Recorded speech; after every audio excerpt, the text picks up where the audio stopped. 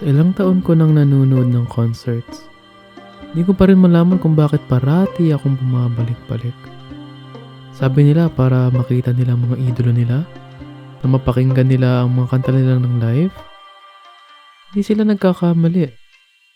Pero para sa akin, may mas malalim pa na dahilan.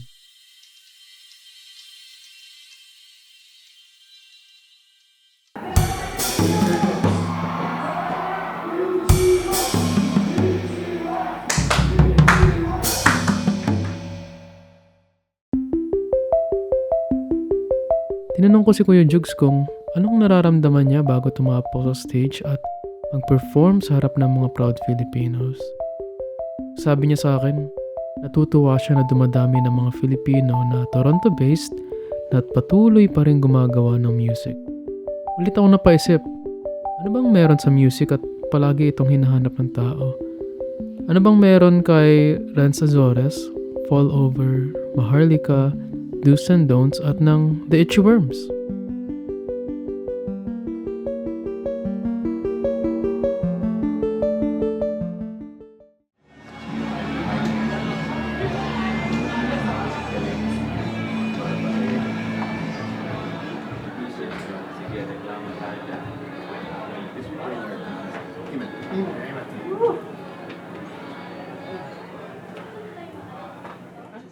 Ano, meron na tayong curfew? Wala.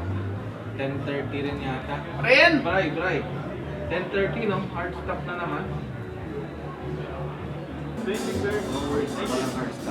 No hard stop. Shit! Love that! Is it allowed to drink on stage? What? Is it allowed? Drinks on stage? Yeah? Only if you have 5 or 6. Alright. Why not? Bigyan mo ko ah. Yeah. Okay, it's Tol, rock show. nandiyan kayo sa kabila, pakikuha si Kojuk ng beer. Okay na yan, sir. Beer. Beer tsaka ano, whiskey. Rock? Wala na bang pumapasok, sara na natin. Kaya sara na natin, enjoy na natin ito. Walang hard stop. Enjoy na lang natin, last show na tol.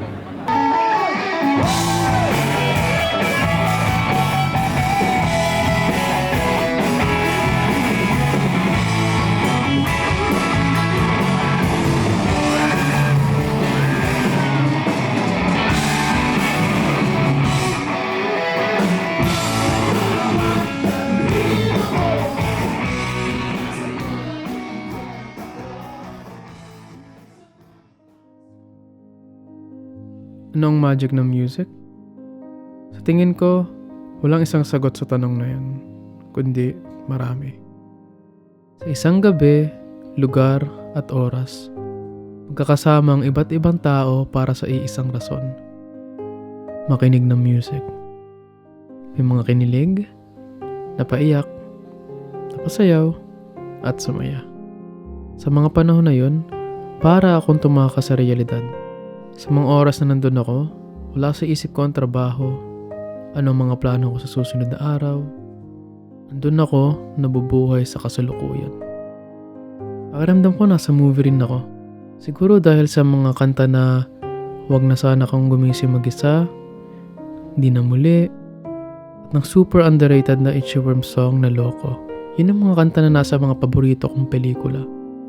Pero siguro din dahil sa mga bago kong kaibigan na si Raph, Vince, Brian, Roland, Brian at Chris. Mga individual na nakasama ko sa project na ito. Ilang buwan din kami magkakasama hanggang sa tuluyan na kami naging magkakaibigan. Nakakalungkot na posibleng ito na ang last show ng The Itchy Worms na kasama si Kuya Chino at Mikey. Hindi ko ma-imagine kung anong nararamdaman nila. Simula sila bilang magkakaibigan, gumawa ng banda, nagsulat ng mga obrang nagbibigay emosyon sa milyon-milyong mga tao. Ngayon, nandito. Sa huling beses na magpo-perform na magkakasama, gumagawa ng music.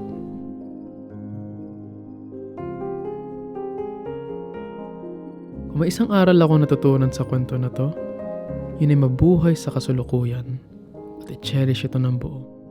Kasi darating ang araw na maalala ko na lang ulit lahat ito sa pamamagitan ng music.